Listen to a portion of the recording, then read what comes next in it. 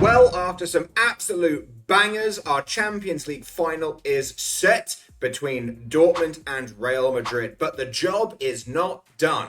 We've had a solid couple of days betting the Champions League semi-finals, but on Thursday we've still got the Europa League semi-finals and one more Conference League semi-final to bet on. So stay tuned because we're about to cover it.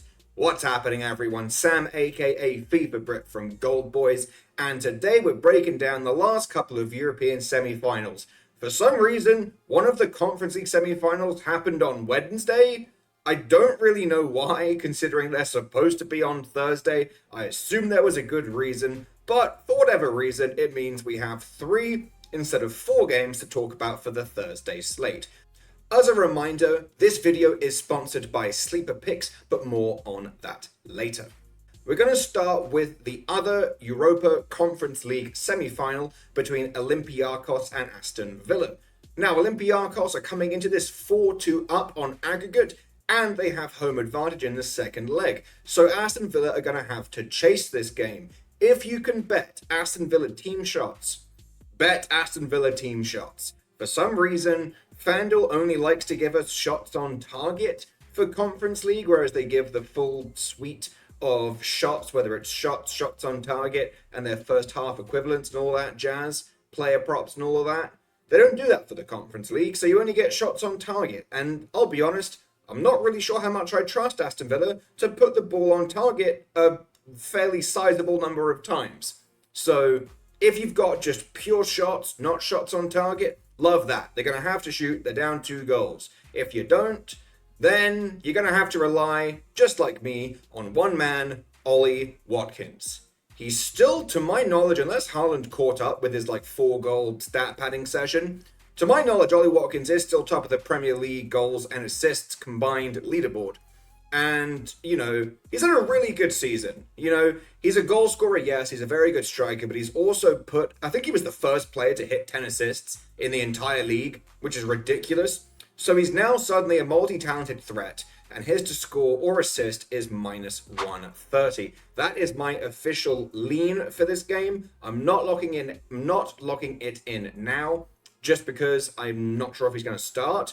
Is he going to start? Probably, yeah. 99%, yeah. But I don't really see this price moving significantly, so I'm fine waiting until lineups because, why not? Minus 130, yeah, a lot of juice to swallow, but he really is that guy, and he's going to be ripping tons of shots, and he can also assist. So, he's a very, very good player to trust your money on. On the Olympiacos side, they don't really have to attack, but there's still a really nice number on El Kaabi, who, in case you missed the first leg, scored a hat-trick. He also takes penalties for them, so if there's a penalty involved, if Villa get reckless or something silly like that, he'll be on pens for Olympiacos. And again, he's above plus 200. I'm annoyed at myself for not betting him last game, even though I mentioned him in my video that he was going to be their main threat. So if they have any chances at all, whether, Villa are going to have to attack, which means they'll be vulnerable to a counter-attack.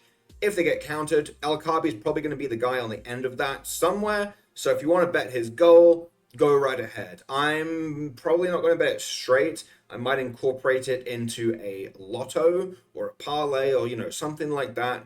Just because if they do get a goal, he'll probably be involved.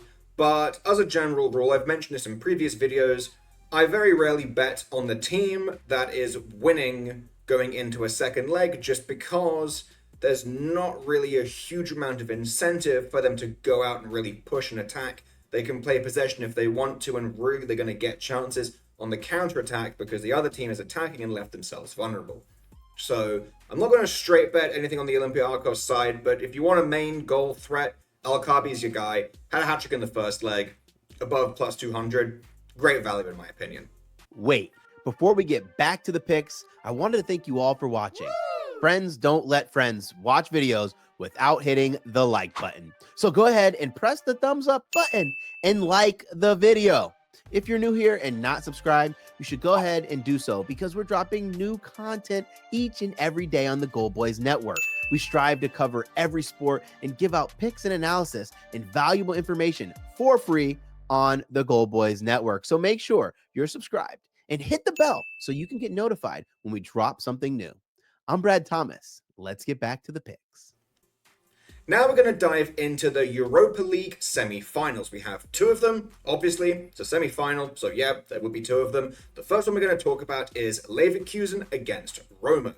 Now, Leverkusen are about to break the longest unbeaten streak in European history. They just tied it. I believe Benfica held the record of 48 games back in like the 60s or the 70s, and Leverkusen are one game away.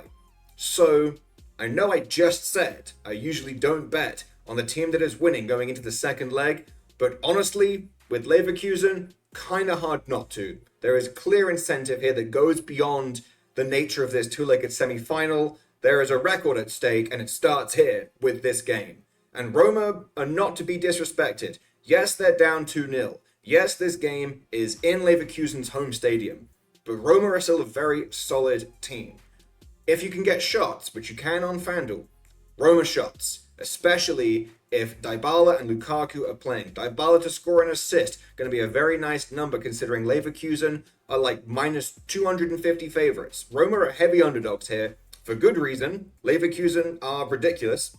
So Dybala to score an assist, going to be a nice fat plus number. Love that. If they're going to score, he'll be involved. I'm not sure if I trust Lukaku to score, but I do trust him to shoot.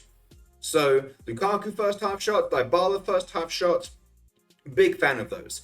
I'm not going to go crazy on them because Leverkusen, again, still a very solid squad, but Roma are going to have to try and generate offense from somewhere, which means we get desperate shots, people shooting from, 30 yards out when they might try and find a pass. They're going to start getting desperate, especially as it gets towards the end of the game. That's why Roma team shots are usually good and first half shots might not be the best way to approach it. Just, letting you know, especially, like I said, Leverkusen, good side. Roma usually like to play it slow.